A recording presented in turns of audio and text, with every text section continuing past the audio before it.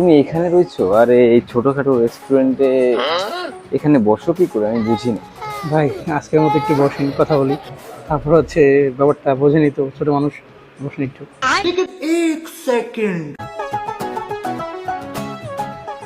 না, তুমি এখানে বসে থাকবে আমি তো ভাবতে পারি না।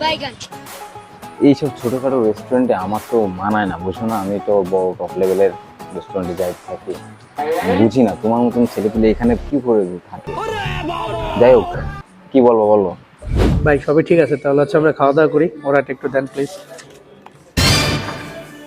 আবার অর্ডার দিতে হবে? তুমি তো দিতে পারতা। प्यारी समझ गई। ওই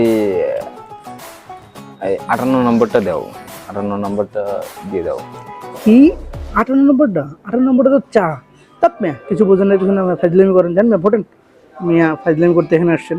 তুমি আমাকে ইনসাল্ট করলা, তোমাকে আমি দেখি বলে